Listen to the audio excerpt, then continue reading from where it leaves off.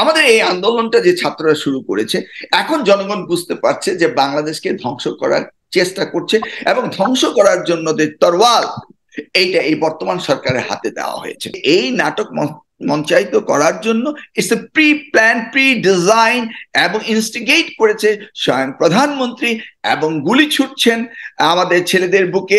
এগুলি তো আমরা দেখতে পাচ্ছি। জনগণ ভার্সেস সরকার, এই সংঘাত নিরসন হতেই হবে, এবং এই সংঘাতে কখনো এই সরকার কন্টিনিউ করলে আগামী দিনে বাংলাদেশ চলতে পারে না। এখান থেকে তিনি যতই চেষ্টা করেন, তিনি আর বেরিয়ে আসতে পারবেন না। এটা কোনো অবস্থাতেই সম্ভব না। কারণ একটি মিথ্যা ঢাকা দিতে হলে আরেকটি মিথ্যা বলতে হয়। একটি লাশকে ঢাকা দেওয়ার জন্য 10টি লাশ তিনি ফেলছেন। আজকে সারা বাংলাদেশকে কারাগার করে প্রত্যেকটি নেতাকে তিনি কারারুদ্ধ করেছেন। আজকে আন্দালিব পার্থ, সে তো বিএনপির নয়, তাকে কেন? নূর, সে তো বিএনপির নয়। কে রয়েছে বাইরে, সকলকে তিনি অ্যারেস্ট করছেন। প্রথম দিনে যখন 7টি তরতাজা লাশ পড়লো, তখনই আমরা ভেবেছিলাম এই সরকার হয়তো জবাবদিহিতার কারণে বলবে আমরা পদত্যাগ করে চলে যাচ্ছি। হ্যাঁ, পদত্যাগ তারা করতে পারবে না। পদত্যাগ করলে যে আরো ক্ষতিগ্রস্ত হবে, সেই জন্য কোন এভিনিউতে বেরোতে হবে সেটাও কিন্তু আমরা কেউ বলছি না। আজকে যে সংঘাতটি যে জায়গায় এসে দাঁড়িয়েছে, জনগণ ভার্সেস সরকার, এই সংঘাত নিরসন হতেই হবে, এবং এই সংঘাতে কখনো এই সরকার কন্টিনিউ করলে আগামী দিনে বাংলাদেশ চলতে পারে না।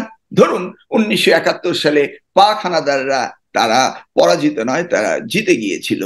সেই পাক হানাদারা যদি জিতেই যেত 1971 সালে, তাহলে বাংলাদেশের বাংলাদেশি অর্থাৎ বাঙালিদের কি অবস্থা হতো একবার চোখ বন্ধ করে কল্পনা করে দেখুন। আজকে যদি বাংলাদেশের জনগণ এই সরকারের নিষ্পেষণের কাছে হেরে যায়, তাহলে একবার চোখ বন্ধ করে দেখুন এই ছাত্ররা কোথায় যাবে, এই জনতা কোথায় যাবে।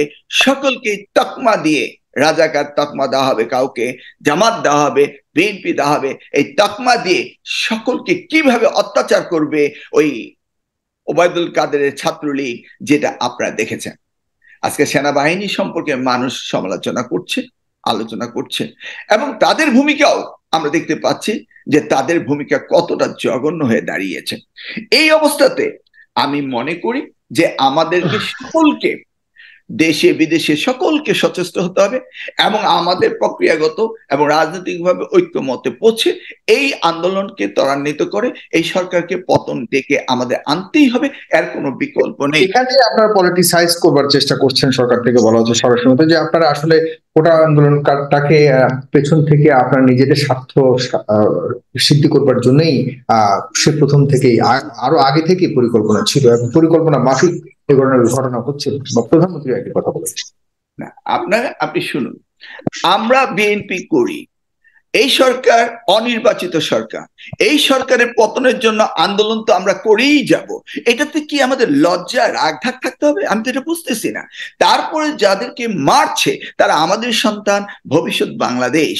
সেই ভবিষ্যৎ বাংলাদেশকে যখন তারা হিট করবে, তখন প্রত্যেকটি রাজনৈতিক দলের, প্রত্যেকটি সচেতন নাগরিকের, সুনাগরিকের প্রত্যেকের দায়িত্ব রয়েছে। আপনি বললেন এক্ষুনি যে জাহাঙ্গীরনগর ইউনিভার্সিটিতে যে শিক্ষক পদত্যাগ করেছেন, তিনি কি বিএনপির শিক্ষক? আজকে যে মঞ্জুর সাহেব কথা বলছেন, মল্লিক সাহেব কথা বলতেন, তারা তো রেজিস্টার্ড কোনো বিএনপি জামাতের লোক নয়, তারা সচেতন নাগরিক। আপনি আমাদেরকে অসচেতন হতে তো বলতে পারেন না। যারা আমাদেরকে সচেতনকে ঘুমিয়ে রাখতে চান, যারা দেশকে অন্যের কাছে তুলে দিতে চান, যারা দেশের ভবিষ্যৎ প্রজন্মকে মৃত্যুর কোলে ঠেলে দিতে চান, যারা এদেশের শিক্ষা ব্যবস্থাকে ধ্বংস করে দিতে চান, এগুলি কি একদিনের হয়েছে? এগুলি আমরা দেখে আসছি। দেশের অর্থনীতিকে, এই যে মঞ্জু ভাই বললেন যে উনি দাম্ভিকতার সাথে বললেন আমার পিয়নের 400 কোটি টাকা রয়েছে, বা এই যে বেনজিরকে পেলে পেলে বেনজির তাকে ক্ষমতায় এনেছে, আজিজ তাকে ক্ষমতায় এনেছে, কিভাবে ইকরামকে হত্যা করেছে এই কক্সবাজারের বেনজির, আর আজিজ কিভাবে সেখানে গিয়েছে মেজর সিনাকে হত্যা করার পর। এগুলি তো আজকের বিষয় নয়। সর্বোপরি আমরা বুঝতে পেরেছি যে এই নাটক মঞ্চায়িত করার জন্য it's a pre plan, pre design, এবং ইনস্টিগেট করেছে স্বয়ং প্রধানমন্ত্রী, এবং গুলি ছুটছেন আমাদের ছেলেদের বুকে। এগুলি তো আমরা দেখতে পাচ্ছি। কার স্বার্থে করছেন, কেন করছেন, কোন পথে আমরা যাচ্ছি? আজকের যে এই অবস্থায় যে ধ্বংসের স্তূপে বাংলাদেশকে দাঁড় করানো হলো, কারা এই প্ল্যানটি দিয়েছে, কারা এই ডিজাইনটি দিয়েছে? নিশ্চয়ই আমরা ধ্বংসই কারা চায় এটা আপনারা জানেন। এই যে কিছুদিন পূর্বে বয়কট ইন্ডিয়া একটি আন্দোলন বাংলাদেশের ভিতরে এটার প্রভাব ফেলেছিল। এই বয়কট ইন্ডিয়া আন্দোলনটিও কিন্তু তাদেরকে অনেকটা তাড়িত করেছে এবং বাংলাদেশকে ধ্বংস করার জন্য যে চেষ্টাটি চালাচ্ছে সেই জায়গায় আজকে আমরা পৌঁছেছি। এখান থেকে আমাদের বেরিয়ে আসতে হবে। একবার ভেবে দেখুন, 10 বছর হতে 30 বছর বা 29 বছরের যে আমাদের এই প্রজন্মকে তারা ধ্বংস করতে চেয়েছে, তার মানে কি আপনি টোটালি বাংলাদেশকে ধ্বংস করে দিতে চাচ্ছেন? আপনি কি ভেবে দেখেছেন যে এরাই তো বাংলাদেশ চালাবে, এরাই তো বাংলাদেশের ভবিষ্যৎ? এদিকে কোনো আন্দোলনের ভবিষ্যৎ নিয়ে আপনি মনে করছেন যে আন্দোলনটা একটা পজিটিভ পরিণতির দিকে যাবে, মানে আন্দোলনকারীদের পক্ষেই শেষ পর্যন্ত যাচ্ছে, এরকমটাই আপনি মনে করছেন? আপনি দেখুন যে আমাদের 1971-এর যে ওয়ারটা হয়েছে, সেই ওয়ারটাতে কিন্তু শুধু আওয়ামী লীগ যায়নি, এদেশে কৃষক, শ্রমিক, আপামর জনসাধারণ সকলেই সম্পৃক্ত হয়েছিল। আমাদের এই আন্দোলনটা যে ছাত্ররা শুরু করেছে, এখন জনগণ বুঝতে পারছে যে বাংলাদেশকে ধ্বংস করার চেষ্টা করছে এবং ধ্বংস করার জন্য যে তরোয়াল, এইটা এই বর্তমান সরকারের হাতে দেওয়া হয়েছে। এবং এই সরকার বলছে যে আমরা কোনো অবস্থাতেই চলে যাব না।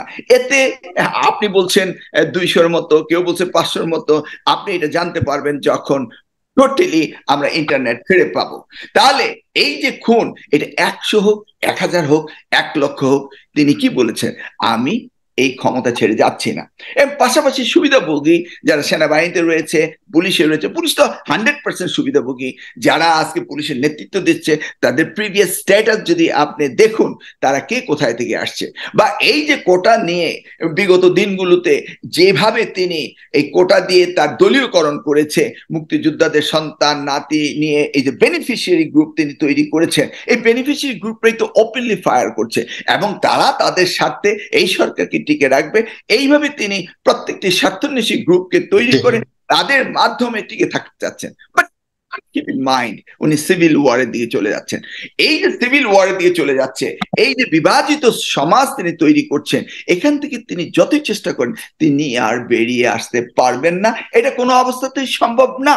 কারণ একটি মিথ্যা ঢাকা দিতে হলে আরেকটি মিথ্যা বলতে হয়। একটি লাশকে ঢাকা দেওয়ার জন্য 10টি লাশ তিনি ফেলছেন। আজকে সারা বাংলাদেশকে কারাগার করে প্রত্যেকটি নেতাকে তিনি কারারুদ্ধ করেছেন। আজকে আন্দালিব পার্থ, সে তো বিএনপি নয়, তাকে কেন? নূর, সে তো বিএনপি নয়, কে রয়েছে বাইরে, সকলকে তিনি অ্যারেস্ট করছেন। কারণ আজকে সকল বাংলাদেশে একত্রিত হয়ে সোচ্চার হবে এবং এই সরকারকে ক্ষমতা থেকে বেরিয়ে আসার জন্য চাপ সৃষ্টি হবে।